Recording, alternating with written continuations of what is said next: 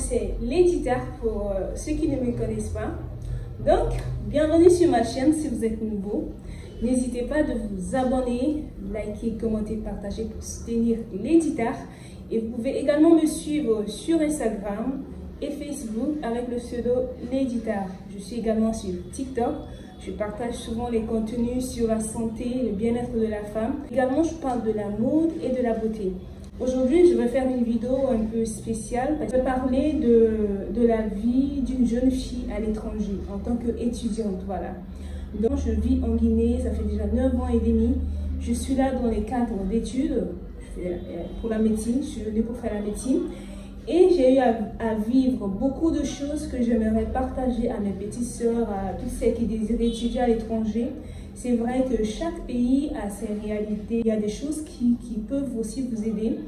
Donc, je suis arrivée en Guinée-Conakry le 11 octobre 2012. Voilà. Donc, et là, c'était ma première fois de faire un long voyage toute seule. C'était stressant, mais bon, je suis allée quand même. J'ai pu rester pendant quelques temps et j'ai passé le test pour la médecine. J'ai été admise.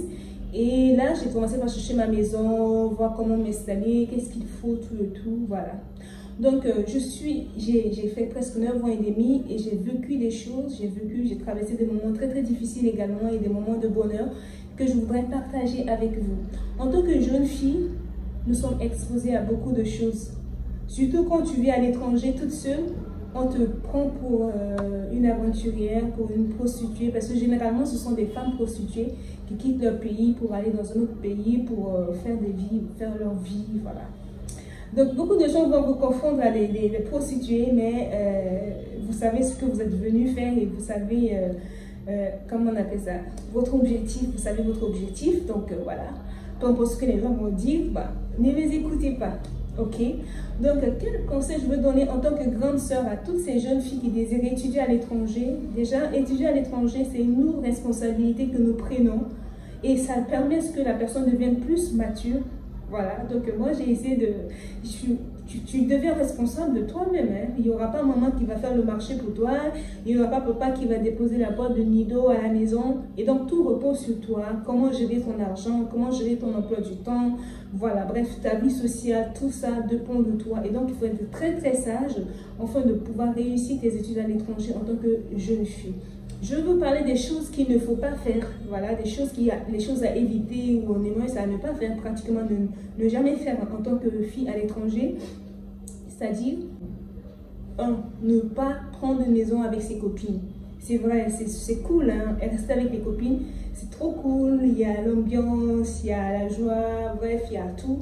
Mais nous ne venons pas de la même famille, même dans la famille, même des gens qui viennent de la même famille, ils arrivent à se chamailler.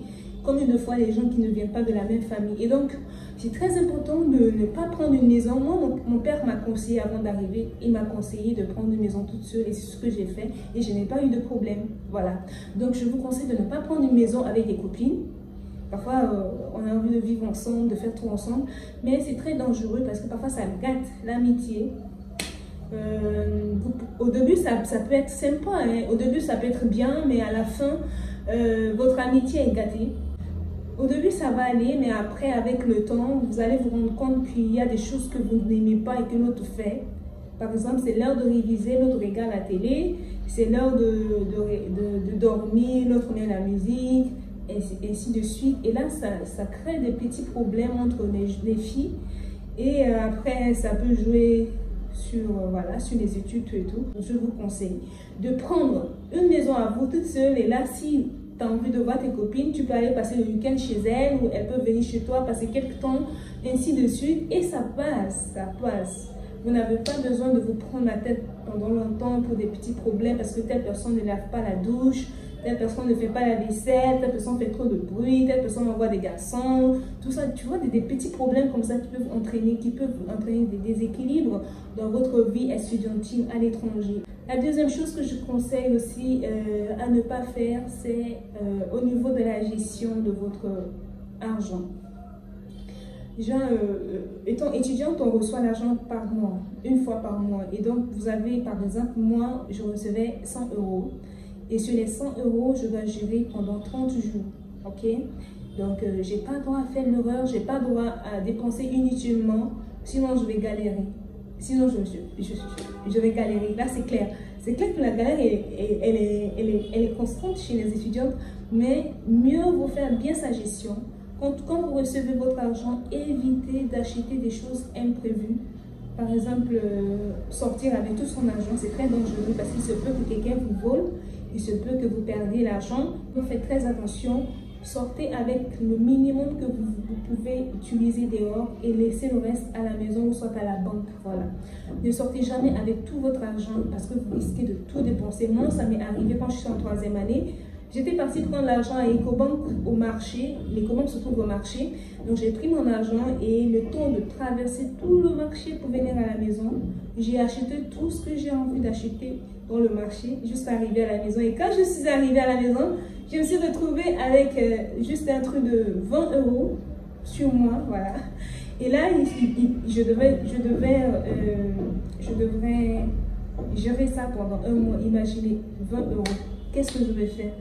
Qu'est-ce que je vais faire? Je n'ai pas rechargé ma bouteille de gaz, je n'ai pas fait mes réserves. Qu'est-ce que je vais faire avec les 200 €? Et donc, j'avais très mal galéré pendant ce mois et ça m'a appris beaucoup de choses. Et là, quand je sors, j'évite de sortir tout mon argent. J'évite même de prendre mon argent à la banque du marché parce que c'est très dangereux. Et troisièmement, qu'est-ce que je peux dire aux jeunes filles qui viennent étudier à l'étranger, de bien choisir ses amis. Toujours bien choisir ses amis parce qu'il y a des amis qui n'ont pas la même vision que nous, qui sont venus peut-être juste pour s'amuser ou qui ont des parents riches qui peuvent négocier avec des gens de la fac pour pouvoir passer en classe supérieure. Il y a d'autres aussi qui peuvent tricher pour passer en classe supérieure. Maintenant, si toi tu viens avec ton éducation, avec ta manière de faire les choses, et que tu essayes d'être ami avec ces filles, tu vas faire beaucoup de choses. Tu seras dans des problèmes parce que déjà, elles aiment s'amuser. Toi, tu devais étudier, toi, tu seras... Allons, mes copines, allons, s'il te plaît, allons, on va sortir, on va danser, allons à la piscine, allons, tel, allons, donc, voilà. Elle te pousse à aller dans des endroits où tu ne devais pas aller. Et là, ça peut jouer sur tes études parce que tu n'as pas eu le temps de bien réviser et les évaluations sont proches. Tu ne valides pas tes cours et c'est très dangereux. Et aussi, certaines copines, il faut choisir des copines de ta catégorie. Tu ne peux pas être ami avec, je ne sais pas pour dire, c'est pas une discrimination. Il y a des filles des riches qui sont aussi bien sympas, mais en fait, il faut éviter, si tu n'as pas l'argent, si tes parents sont modestes, et que tu sors avec des filles qui sont riches, bon, tu as envie d'acheter la belle robe qu'elles ont achetée, des beaux chaussures, tu vois. Donc, évitez d'avoir des amis qui ne soient pas au même niveau que nous, ok? Soit avec des amis qui sont compréhensifs, qui étudient, qui sont sages. C'est très important d'avoir ces genres de copines. Voilà. Ensuite, je veux parler de la vie sentimentale. La majorité des étudiants à l'étranger ont des copains, voilà. Des étudiantes à l'étranger ont des copains, que ce soit parfois nos amis de la fac, que ce soit des gens du quartier. Et donc, c'est bien d'avoir un copain, c'est bien d'avoir un amoureux, voilà, c'est pas interdit, c'est bien d'ailleurs. Je ne juge pas les gens sur ce choix, mais si tu peux ne pas avoir de copain aussi, je te conseille de rester comme ça, ok? Si tu as un copain, alors je te demande de ne jamais vivre en concubinage. Je vous dis ne jamais vivre en concubinage avec un gars, peut-être un gars étudiant aussi comme toi, très dangereux parce que tu risques de devenir automatiquement une femme au foyer. Là, rien à dire. Tu risques de devenir une femme au foyer. Et là, tes études vont basculer entre ta vie de foyer, soi-disant foyer, et voilà. C'est très dangereux. Ne jamais aller vivre chez un gars ou ne pas laisser un gars vivre chez vous parce que déjà, il y a la responsabilité. Déjà, là, tu dois t'occuper de ton gars, voilà, des petits soins, faire ceci, faire cela. Ça peut jouer sur tes études. Par contre, si tu es seul à la maison, tu as tout ton temps à toi en fait. Tu revises, tu as tout le temps pour toi toute seule. Et donc, évitez de vivre en couple, en concubinage avec les jeunes, parce que déjà les jeunes, il y a des jeunes qui sont compréhensifs, qui sont bien, qui peuvent te pousser à étudier, qui peuvent t'aider aussi dans tes études. Il y a d'autres aussi qui aiment, qui sont venus juste pour s'amuser avec une fille, voilà. Et donc, ils ne pensent pas à tes études, ils ne te poussent pas à étudier, et tu passes ton temps à t'amuser avec ces gens, et après c'est toi qui seras perdante. Tu risques parfois même de te retrouver avec des grossesses, tu risques parfois même de ne pas valider tes cours, tout ça, des maladies. Donc faites très attention aux garçons avec qui vous allez sortir à la fac. Choisissez bien vos amis, choisissez bien vos gars, que ce soit des gars qui aiment bosser, des gars qui sont sages, voilà.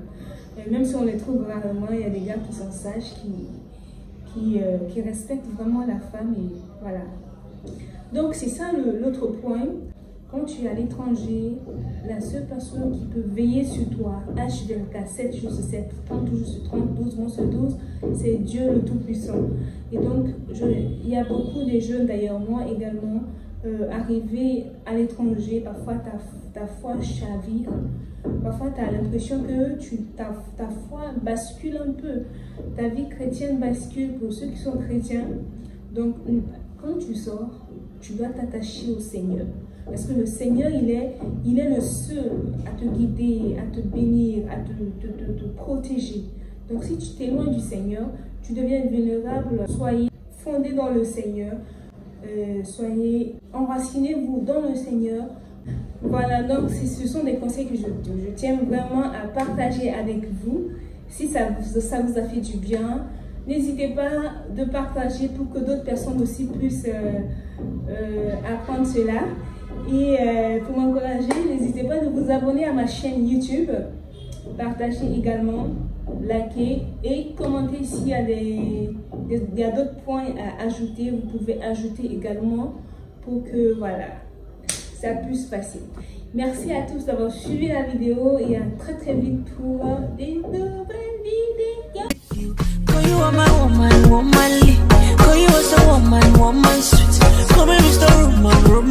Come and make you feel